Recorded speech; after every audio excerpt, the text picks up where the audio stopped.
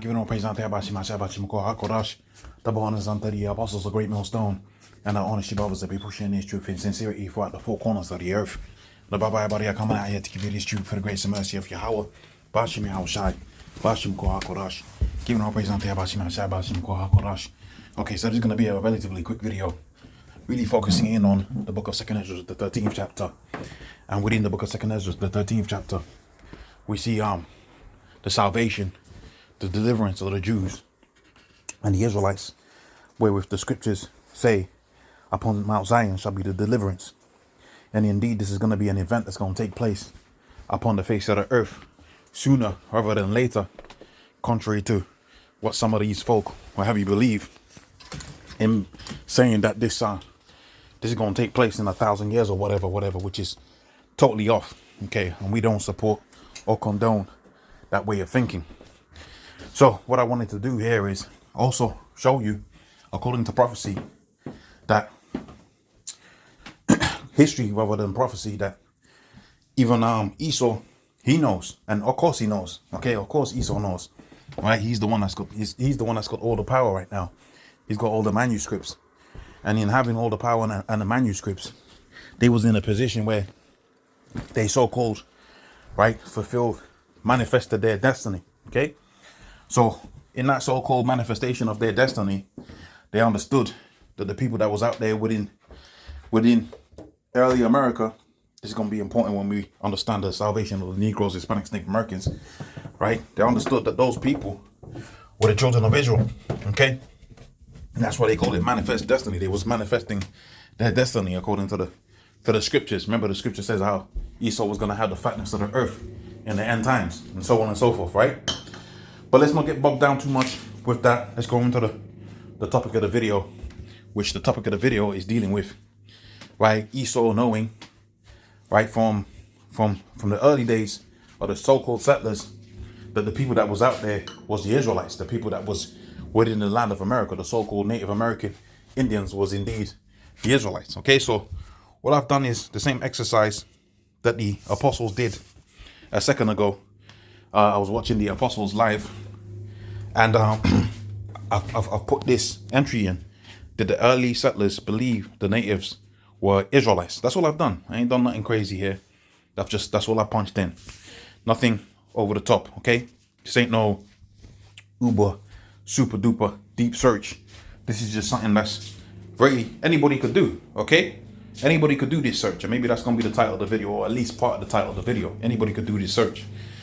And this is going to be leading into the prophecies that we're going to see in a second, right? So did the early settlers believe the natives were Israelites? Obviously, this is searching with the use of the AI, and it's searching through a plethora of different sources, okay? And this is what is coming up. So it's saying, yes. Now, we understand some people write up the Wikipedia, all right? But that Wikipedia write-up rather more, is based upon history, right? And it's supported by historical documents. For example, I forget the gentleman, John something comes to mind, that was dealing with, okay, the history regarding of Columbus's journey and how he had Hebrew interpreters when he went out there into the Americas, okay? So all of that history is documented, and it is available, right? Just you have to find the right sources, okay? So let's read this excerpt before we go into the scriptures and into the precepts. It says, so remember the question we asked and the AI spat out that answer here. So it says, yeah, yes, the early Christians, they called them Christians. This was Esau, right there, 17th century. Remember, they had taken on our customs, right? They had overcome us, starting first and foremost with the Moors and all of that out there within Spain and places alike. And we was taken down, and they usurped. So really, we was the Christians. I mean, remember, the scripture says the Judeans were first called Christians at Antioch, and that was the Israelites that was there, right? Later, Esau gained power, and he took on our customs, right? He took on our way of being, and he called himself the Christians. The proof for that is the book of 1 Maccabees, 3rd chapter, on the 48th verse, wherewith the scripture says, and laid hold on the book, wherein the heathen laid hold on the book of the law and sought to paint their own likeness. Okay, that's an important scripture and the understanding of this particular topic that we're dealing with right here. So We got a situation where Esau took on our customs, took on our way of being, and made it his way of being, to the end that they called themselves Christians, okay? Remember, the Judeans were first called Christians at Antioch, right? But who was the Judeans according to the scriptures? We understand the Judeans were black unto the ground. Okay, we understand the Messiah came out of the tribe of Judah, right? The Messiah came out of the tribe of Judah, so he had to have been a person of color. The book of Revelations, the first chapter, proves that, okay? It proves that particular fact. The Messiah was a man of color, right? He had feet as if refined in the furnace, okay? Right? So that's a man of color right there, right? So we don't need to go into that topic. That's a topic for another lesson. But continuing with the topic that we have at present, we got this scripture here. We got this article here that goes on to say, yes, some of the early Christians, we understand that's Esau. He took on our customs, right? Settlers in the North America, particularly in the 17th and 18th century, held the belief that the Native Americans were the descendants of the lost tribes of Israel. Okay, so let's get into the scriptures and understand, right, these particular things. I haven't read further on. I'm interested to see what it says further on, but let's see if it's going to support the message of this video. It says the lost tribes theory, right? The idea that the indigenous people of America were descendants of the 10 tribes were exiled from the kingdom of Israel in the 18th century gained traction amongst some Christian settlers.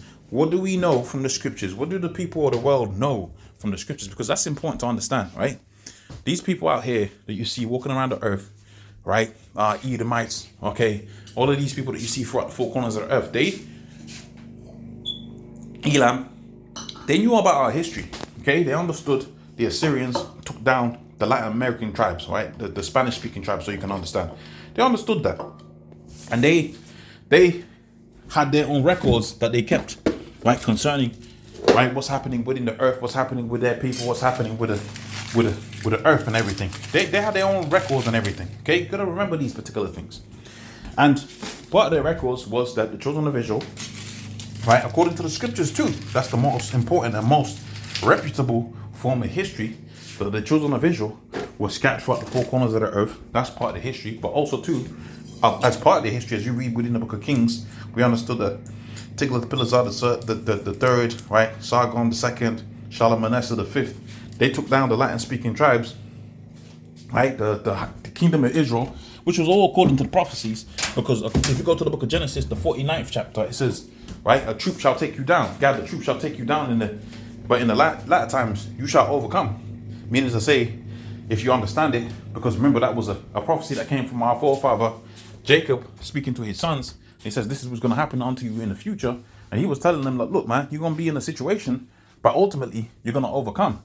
And this is where we find ourselves right now, throughout the four corners of the earth, where with God, he's through, but obviously he's going to overtake. Okay, he's going to overcome the enemy. Okay, which ties into what we're reading here.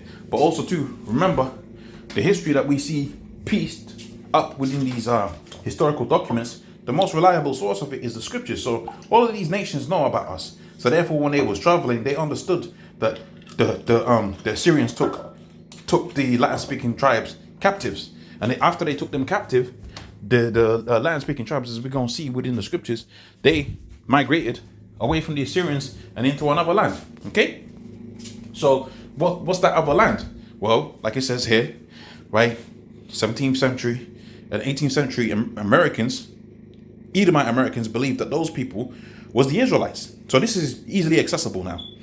Biblical interpretation. This theory was often used to interpret the colonization of America as a fulfillment of the biblical prophecies and reenactment of Israel's journey into the promised land. Okay. What else? So what is it saying here?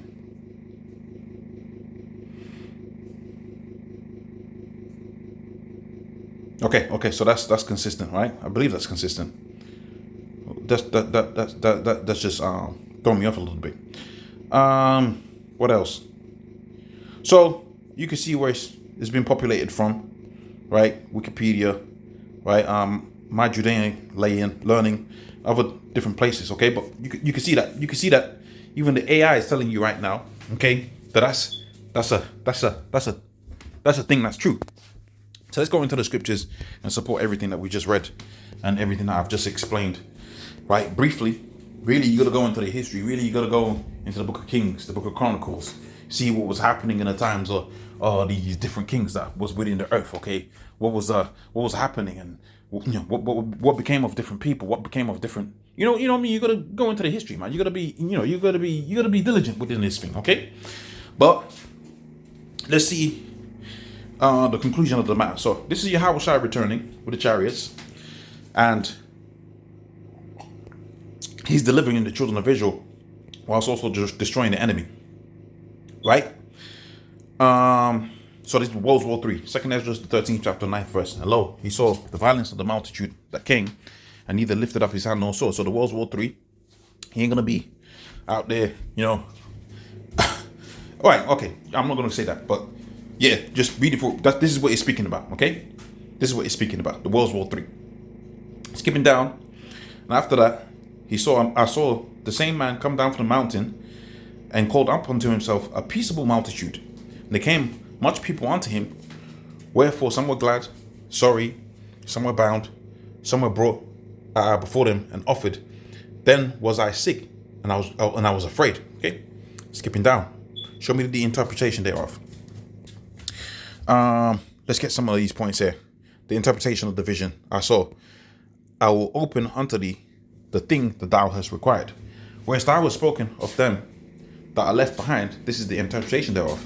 He that shall endure the perils, which is spoken about within the book of Revelations 2 and 25,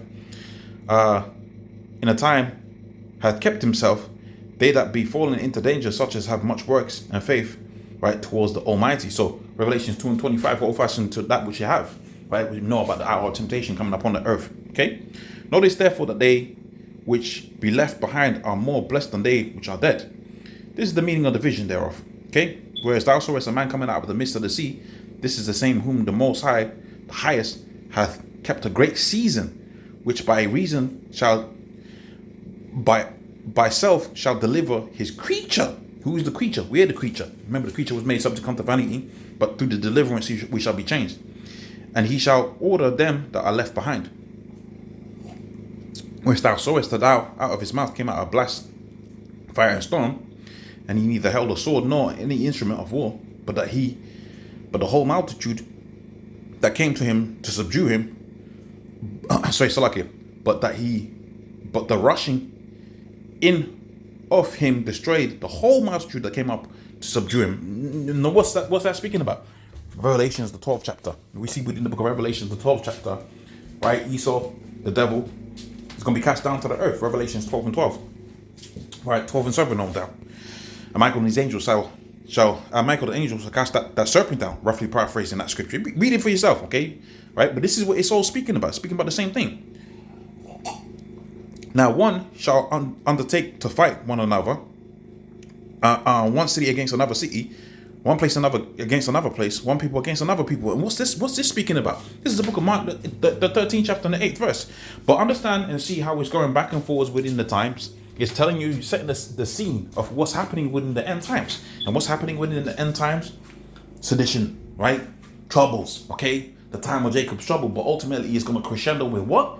It's going to crescendo with Yahweh Kodash sending his son Yahushua to deliver the children of Israel, right? Through that World War 3 situation, okay? 32.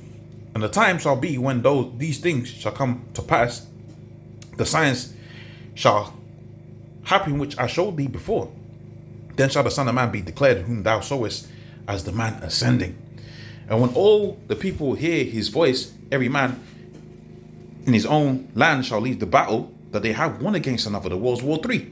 And the innumerable multitude shall be gathered together, and thou sawest willing to come and to overcome him by fighting. That's Revelations the 12th chapter, Isaiah the 63rd chapter, right? Revelations the 19th chapter and the 11th verse. But he shall stand up on top upon Mount Zion, right? Doth not the scripture say, upon Mount Zion shall be the deliverance? And Zion shall come and shall be showed to all men, and being prepared and builded, like as thou sawest the graven image without hands. Gonna be up in them chariots, and what saith the scriptures? A new earth and a new heaven shall be established when we descend from the chariots. Okay, you should be able to see how all of these scriptures link up, man. And this my son shall rebuke the wicked inventions of those nations, which for their wickedness, right? Life shall fall into the tempest. 39th verse, whereas thou sowest, the multitude gathered, the peaceable multitude Jews. Those are the 10 tribes which were carried away as prisoners by Shalmaneser the fifth, right? Sargon the second, right? Who else? Tiglath-Pileser the third, right? You know, there's a succession. I think it was Tiglath-Pileser the third that was the one that really came up against Israel, and then Sargon the second, I think he's like his grandson or something like that, or great grandson. I forget the history sometimes, right? But it tells you here, out of their own land in the time of Hosea, right? The king, whom Shalmaneser, the king of Assyria, led away captive. He carried them away over the waters, and so they came into another land, right? So they were serving captivity underneath the Assyrians. But they took counsel amongst themselves, and they would leave the multitude of the heathen and go forth into a further country. How did they know about this further country? Via the history of King David and King Solomon, all right? Hiram, going over out there into the land of Ophir, okay, getting the gold, getting all of these, the precious things that was out there. So they knew there was another land out there. We know America's beautiful, and these, there was what was known as the gold rush. Remember they had what was called as the gold rush, right? What was that all dealing with? The same thing, King Solomon, King David, they had this quote unquote gold rush. Okay, they was the first ones to the gold rush, if you can understand. Okay, but they took counsel amongst themselves that they would leave the multitude of the heathen and go into a further country where mankind never dwelt, that they might keep their statutes which they never kept in their own land. They entered into the Euphrates by the narrow places of the river, for the Most High showed the signs to them and held still the flood till they passed over. And remember, okay, this was all to fulfill prophecy. Genesis the 49th chapter speaks about Gad, a troop shall overcome him. And indeed, Esau, when he came with the Gatling guns and all of that, he overcame Gad. Okay, he overcame the Native American Indians with a Gatling gun. A troop overtook him, but at the last end he shall overcome. And for the Most High showed the signs and held still the flood until they passed over. So it was all to fulfill prophecy, and you see the Most High was with it because it was all to fulfill prophecy. Okay, so continuing here, we see a situation. For through that land there was a great way, namely a year and a half, the same as the land of Osiris. So what's that? Okay, that is them going into another land, which is the land of America. And we understand that's the same thing that we just read a second ago. So you can see how everything has come together. Okay?